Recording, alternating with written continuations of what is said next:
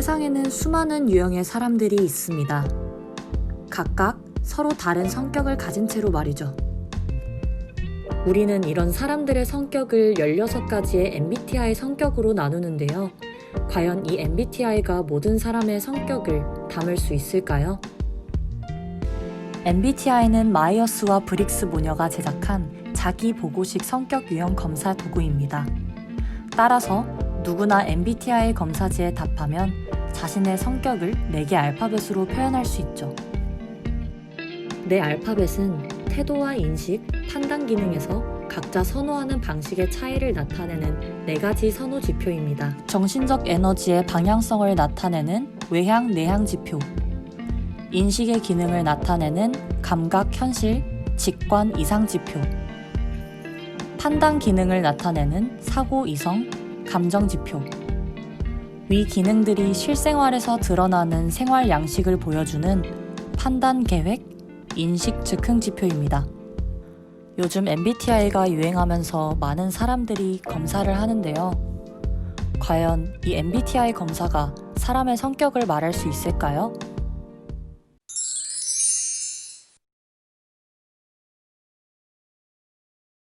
그 MBTI 검사는 사실 성격 유형 테스트예요. 그래서 주로 이제 병원에서는 진로적성 검사할 때 이제 많이 사용이 되고요. 내 성향이 어떤 건지 16가지로 성격 유형이 나오잖아요. 그게 이제 홀랜드 직업 검사와 같이 묶여서 내가 무엇을 잘하고 어떤 일을 좋아하고 어떤 성향의 사람인지를 이해를 시키는데 도움이 되는 어떤 부수적인 도구라고 볼 수 있는 거고, 지능검사나 어떤 능력검사라기보다는 어떤 성향인지를 보는 트레이트 검사라고 볼 수 있겠어요. 기질을 보는. 과학적인 것은 그 융의 심리학 분석, 정신 분석을 기초로 해서 만든 거기 때문에 사실 저는 굉장히 뿌리가 깊은 검사라고 생각을 하고 어느 정도 신뢰성이 있다고 보고 있습니다.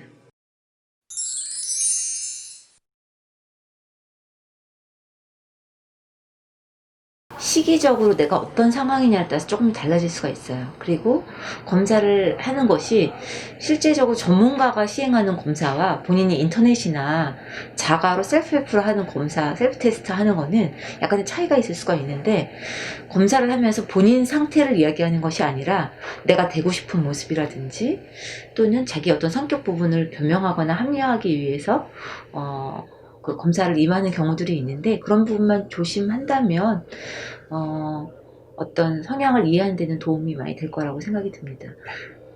우리가 뭐 사람 평가할 때는 한 가지 검사만 해서 평가를 하는 게 아니거든요, 사실. 특히 정신과에서 하는 종합심리검사 같은 거는 한 4-5가지의 검사 결과를 토대로 한 사람을 분석하는 거지, MBTI 검사 한 가지만으로 결과를 내지는 않는다는 것 좀 유의하게 알았으면 좋겠어요. 그러니까 본인의 상태를 정확하게 평가하기 위해서는 사실은 그 한 가지 검사만으로는 이제 힘들다. 검사할 때마다 조금씩 달라지는 경우들도 있어요. 그래서 내가 내향형이다 라고 생각했다가 갑자기 외향형이 될 수도 있고, 또 외향형이라고 생각했던 사람이 어느 순간에는 또 내향형이 되기도 하고, 실제로 환경적 영향을 많이 받거든요. 내가 실제로는 혼자 있어야 편안한 그런 사람이 이제 인트로버티드 내향형 I 타입인데, 예를 들어서 그런데 이제 사람들을 많이 만나는 직업을 갖게 된다든지 그러면 이제 외향형 이 타입의 사람으로 제가 변화하는 거죠. 그래서 내가 어떤 인생의 어떤 터닝 포인트마다 약간의 성향들은 달라질 수 있다. 그리고 평가 쓰면서 자기 합리화를 시키거나 아니면 자기가 되고 싶은 모습을, 이게 자가 보호형이잖아요. 그러다 보니까 그렇게 평가를 잘못하는 경우들도 종종 있습니다.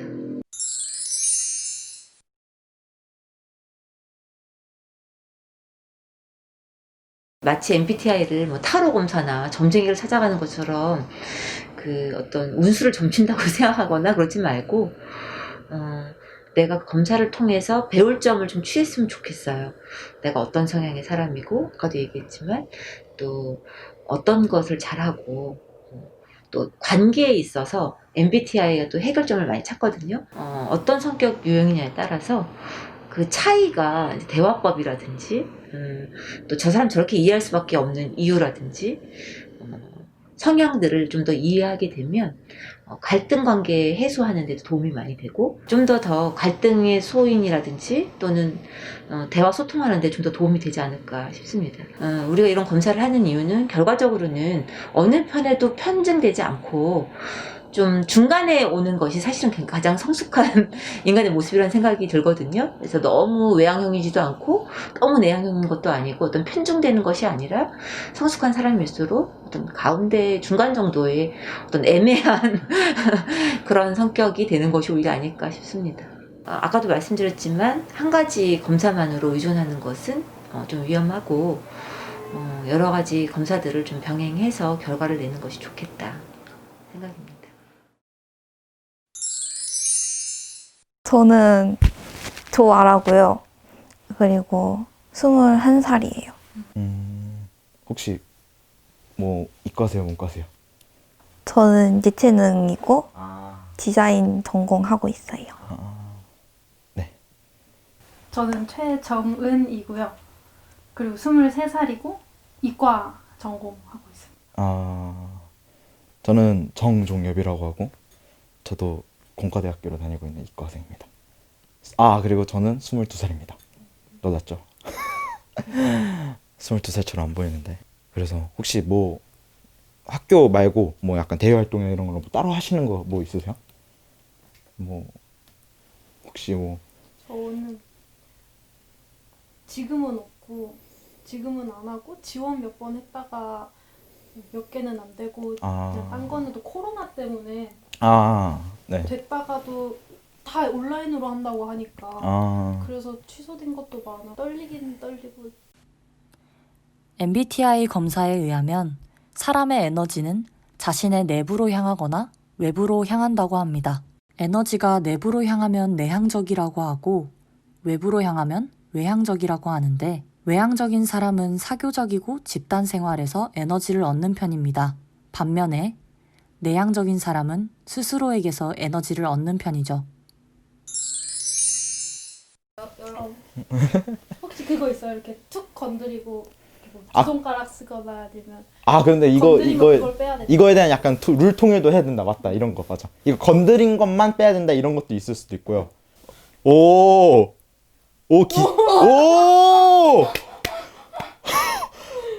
와, 이거를 이렇게 못할 것 같아 나. 쌓긴 쌓아야 되는데 과연 이것에선 큰일 났다. 큰일 났다. 나 이거 이미 건드려.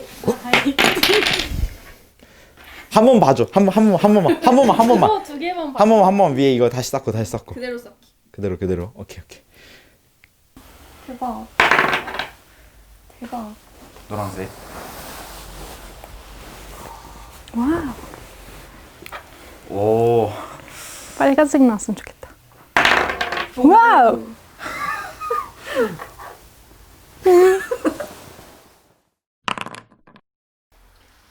뭔가 처음 보는 사람들이 너무 많아가지고 뭔가 먼저 말해야 되나? 하면서 약간 걱정하고 속으로 엄청 한 5만 가지 생각한 것 같아요.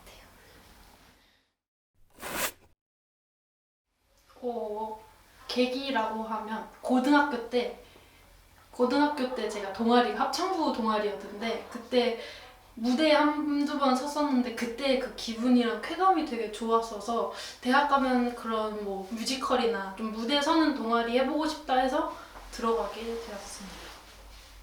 관심 받는 거를 그렇게 싫어하는 편도 아니고 좀 무대에 쓰고 이렇게 보여주는 거를 좋아하는 편이라고 생각해서 근데 정말로 뭐 축구는 그렇게 제 스타일이 아니었고 제가 원하지는 딱히 않았고 탁구는 뭐 해보면 해보고 싶긴 하다라는 생각이 있었는데 다 같이 막 올라가야 되고 그리고 그냥 지금 이 자리에서 충분히 젠가로도 재밌게 할 수 있고 다 같이 참여할 수 있는 게 젠가라고 생각을 약간 그런 어색한 분위기를 살짝 저 스스로가 살짝 좀 못 버텨하는 것도 있어요. 근데 막상 정작 술자리나 이런 데 회식 이런 데 가면은 약간 진짜 조용히 그냥 이해하기 잘 늘어주는 그런 타입이긴 한데 그래도 막상 이렇게 사람들이 별로 없잖아요. 이렇게 단체 회식이 아니고 이렇게 조그맣게 이렇게 3명 이렇게 모여있는데 다 아무 말도 안 하고 있으면 좀 뭔가 그래도 이렇게 모였는데 그래도 말이라도 좀 해야 되지 않을까 이런 생각이 들어서. 네. 같은 것을 보더라도 어떤 사람은 있는 그대로 그 자체를 보고 어떤 사람은 그 이상의 느낌을 느끼려고 합니다. 전자의 경우 감각적 또는 현실적이라고 하고 후자의 경우 직관적 또는 이상적이라고 합니다.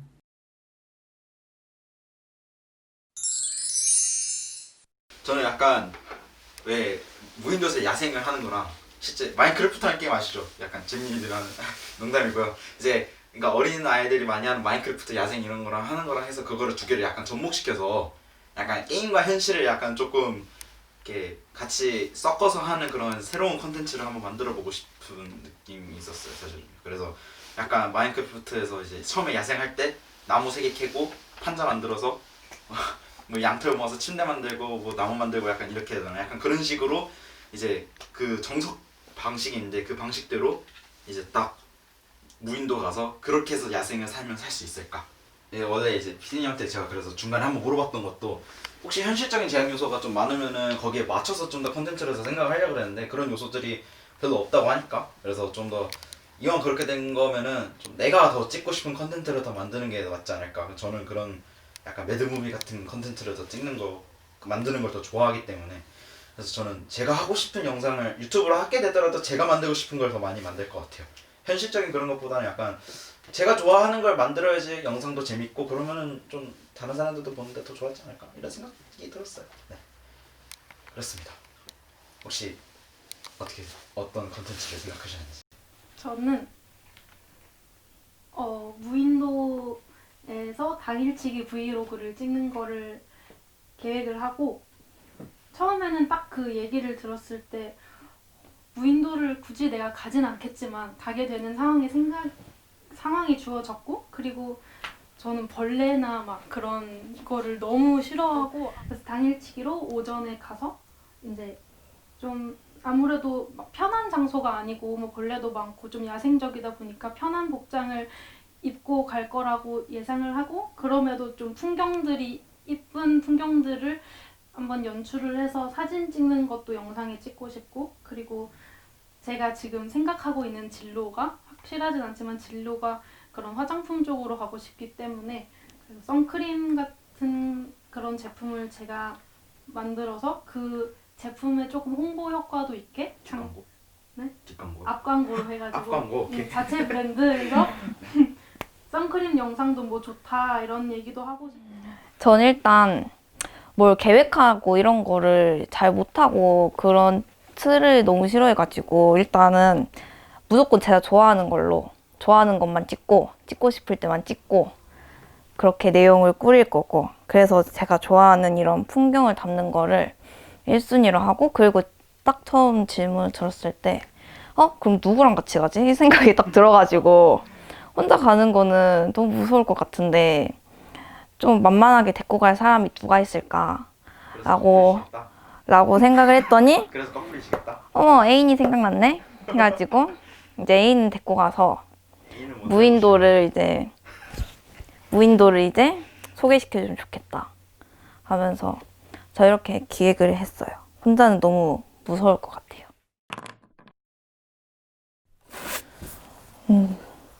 저 그래도 남들 한 거를 저도 해볼 것 같아요. 그래도 안전빵으로.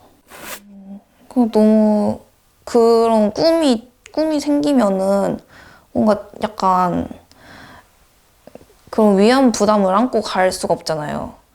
이제 성장을 시켜야겠다는 생각에. 그래서 약간 무난하게 그렇게 큰 기획은 안 할 것 같고 무난하게 운영할 것 같아요. 유튜브를 한다면. 뭔가 본인이 인생 살면서 힘든 경험이 있잖아요. 근데 그럴 때 어떤 방식으로 위로를 해주는 친구가 도움이 되고 되게 좋다고 생각해요?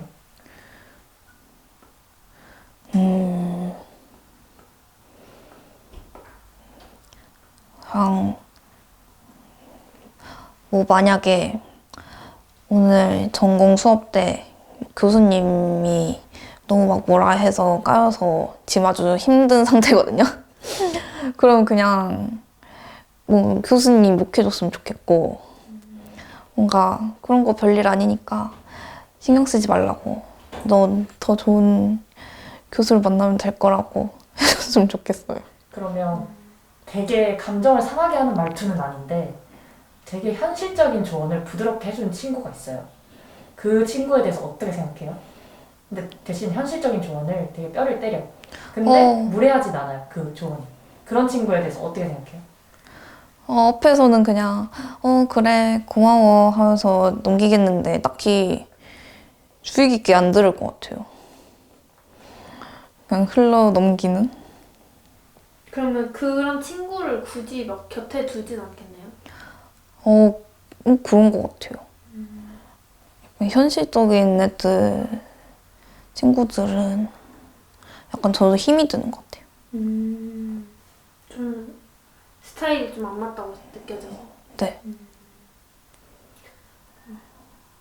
그럼 오히려 본인도 상대방한테 그런 친구가 되려고 하나요? 이렇게 현실적인 대안보다는 아니면 공감과 위로를 먼저 하는? 저는 남한테 싫은 소리를 잘 못해가지고 그렇게 막 너의 잘못을 가지고 그걸 내가 할 수 있는 입장이 안 된다라는 생각을 가지고 살아가지고 그런 현실적인 말을 못할 것 같고 그냥 그 상황에 대해서 괜찮다고 해줄 것 같아요.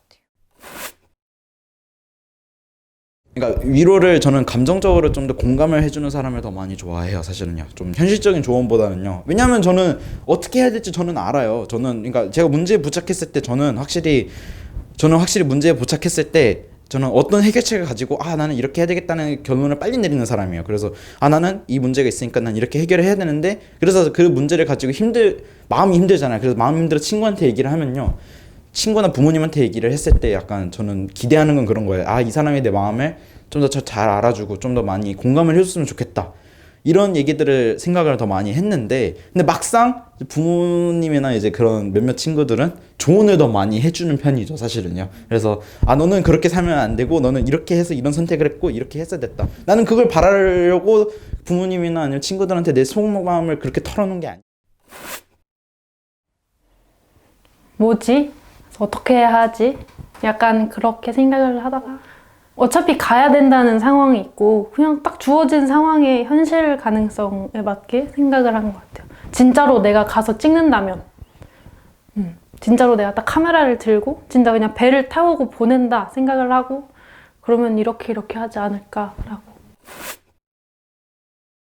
되게 사람들이 안 한 거를 그거를 생각을 해내서 그거를 찍어서 이거 잘 되면 되게 좋겠다 하는 게 되게 좋지만 그렇게까지 제가 사람들이 안 하는 것 중에 잘 보는 게 뭐가 있을까를 제가 못할 것 같아요. 그래서 그냥 최대한 많이 찍고 이렇게 더 그 친숙한 요소 중에 좀 더 내가 어떻게 하면 사람들이 볼까라고 생각할 것 같아요. 창의력이 있는 건 되게 좋지만 그렇게 제가 될 수 있을 것 같지는 아직 않겠다는 생각. 그래도 확신이 있어야 하는 것 같아요. 확실히 현실적으로 안 가능하면 생각은 되게 많이 하지만 실행에 옮기기까지는 쉽지 않은 것 같아요. 동일한 상황에서 결정을 내려야 할 때 자신이 느끼는 감정을 기반으로 결정을 내리는 사람이 있는가 하면 자신이 생각한 사고를 기반으로 결정을 내리는 사람도 있습니다. 결정을 내릴 때 사고를 선호하는 사람을 이성적인 사람 또는 사고적인 사람이라고 하고 감정을 선호하는 사람을 감정적인 사람이라고 합니다. 마음이 아프다.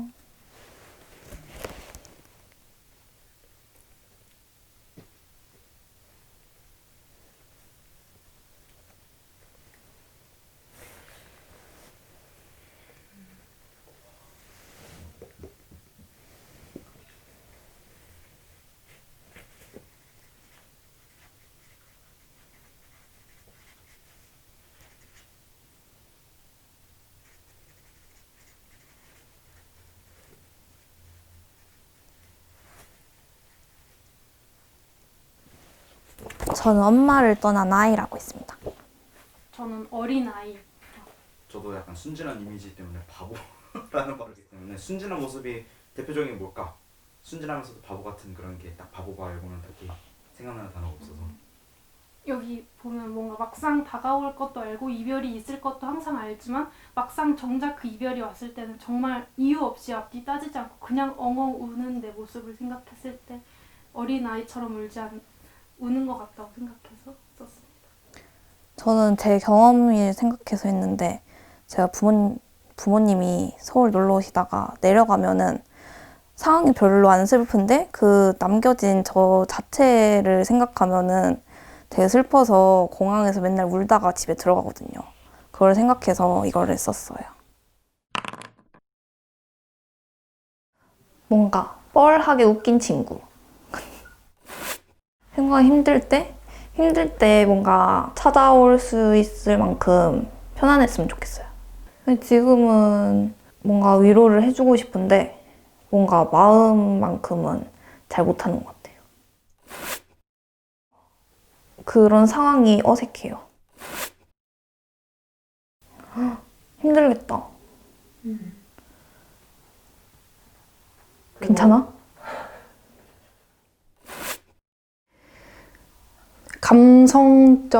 감성적이고 되게 공감을 잘 해주는 친구고 고민 상담 같은 것도 잘 해주고 친구랑 그렇게 트러블 난 적이 없었던 것 같아요. 너무 싫고 너무 아닌 것만 아니면 그냥 다 그래 아무거나 다 상대한테 맞추는 편? 어떻대? 괜찮대? 연락해봐야겠다 그러고 문자나 전화를 해볼 것 같아요.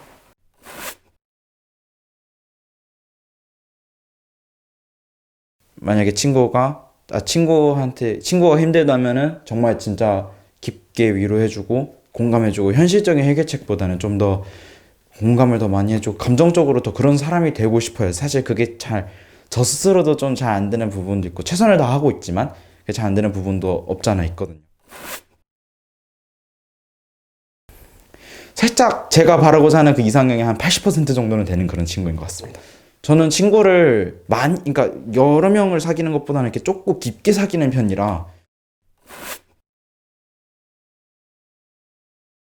사실 친구의 일단 현실적인 상황을 일단은 보긴 해야죠. 그래도 친구가 지금은 어떤 상황이고 친구가 지금 어떤 마음이고 어떤 공경에 처했는지는 알아야 되니까. 근데 그 다음에 일단 친구의 공감을 먼저 해줘야죠. 얘가 진짜 그렇게 많이 힘들겠구나. 그러면은 일단은 지금은 일단 그러니까 지금 약간 그렇게 얘기를 하면서도 약간 사실 제가 바로 해결책을 말해주려고 안 하고 싶은데 자꾸 습관이 그렇게 되다 보니까 그게 조금 아쉽긴 해요. 저는 항상 늘 공감을 해주고 약간 더 많이 위로를 해주고 이러고 싶거든요. 왜냐하면 얘도 해결책을 알 거 아니에요. 얘가 잘못됐으면요. 그러니까 약간 그런 식으로 해서 좀 뭔가 그런 식으로 그래도 약간 좀 뻔한 해결책은 제시 안 해주고 싶어요. 좀 약간 좀 모두가 좀 참신한 해결책을 좀 주고 싶은 그런 사람이 되고 싶습니다. 어떤 사람들은 인식을 더 중심으로 대처하려고 합니다. 이런 사람들은 주로 계획적이며 체계적으로 행동하려고 하는데 이를 판단형 또는 계획형 사람이라고 합니다. 그 반대로는 결정을 더 중심으로 대처하려고 하는데 더 즉흥적이고 모험적이며 융통성을 발휘해서 행동하려고 합니다. 이런 사람을 인식형 또는 즉흥형 사람이라고 합니다.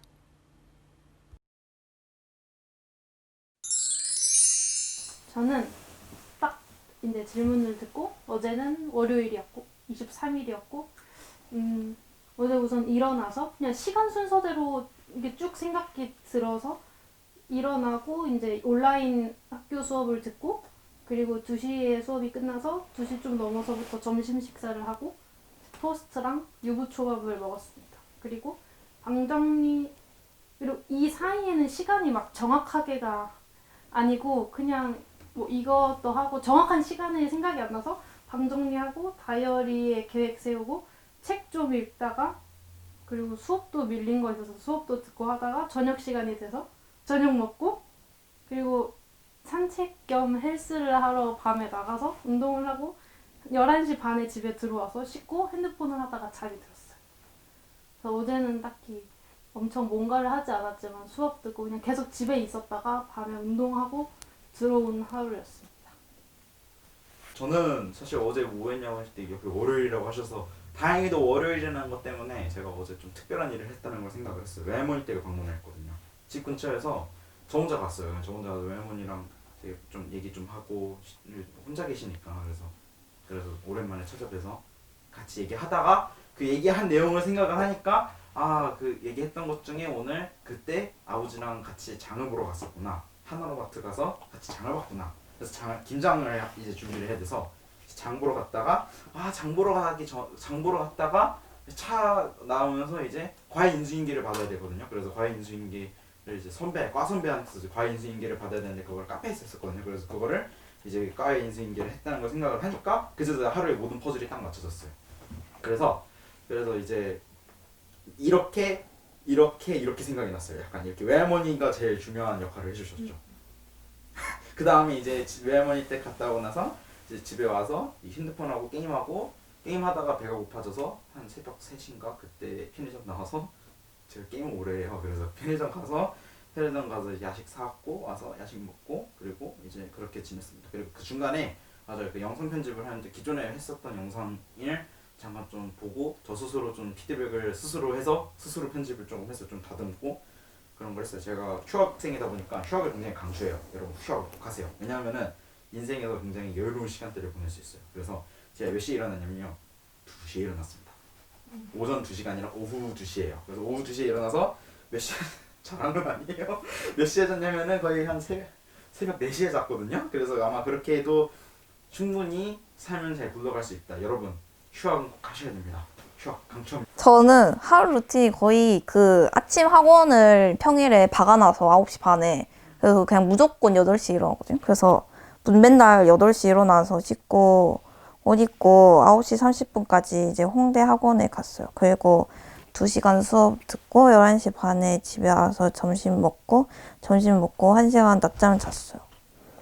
그리고 4시에 실시간 수업 참여해서 그거 들었고 그리고 끝나고 계속 내일 전공 과제를 계속 했고 9시쯤에 GS에 택배 온 거 찾으러 갔다 와서 이제 그때부터는 내일 영어 오랄 테스트 공부를 계속 하다가 12시 반까지 듣고 그거 끝내고 씻고 잤어요.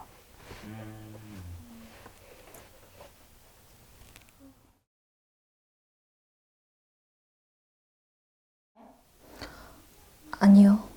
항상 1월 달에서 넘어가질 못해서 시작을 안 합니다, 이제. 일단은 가장 급한 일부터 처리를 하고 나머지 일들은 그 마감 전날까지는 다 미루는 것 같아요. 다 미뤄요. 네. 저는 학창 시절 때부터 쓴 건 아니고 성인 돼서부터는 꾸준히 다이어리를 쓰려고 습관화 들이고 있어요.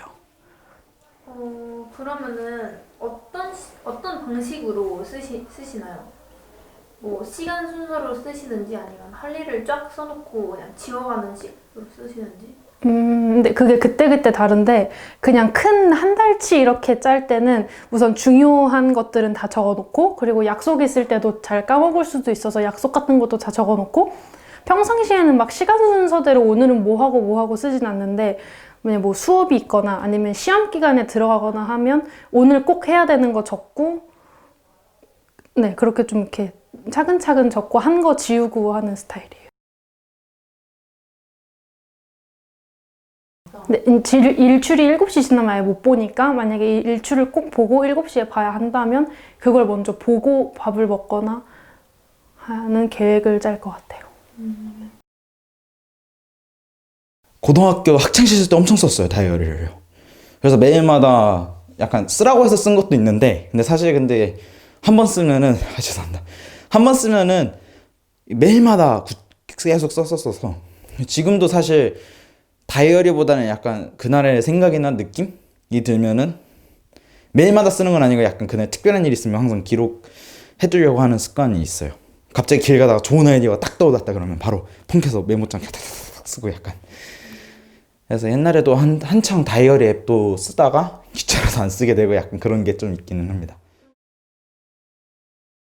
저는 사실 즉흥적인 걸 조금은 더 좋아합니다. 그러니까 근데 그걸 좋아하더라도 계획이 전제된 즉흥적인 걸 좋아해요. 그러니까 어느 정도 큰 계획은 있고, 그러니까 완전히 진짜 아무것도 없이 그냥 재료만 딱 주어주고 너 어디로 갈래? 약간 이런 식보다는 그래도 나는 유럽을 가긴 갈 건데 유럽을 이렇게 가고 약간 그렇게라도 좀 해놔야지. 안 그러면은 너무 효율이 떨어져요. 여행을 가서 이게 돈도 낭비하고 시간도 낭비하고 약간 체력도 낭비하고 이러니까 그러니까 마음 가는 거를 굉장히 좋아하는 편이긴 하지만 그래도 그것도 딱 정해진 틀 안에서만 할 수 있는 범위 안에서만 그렇게 하는 걸 굉장히 좋아합니다.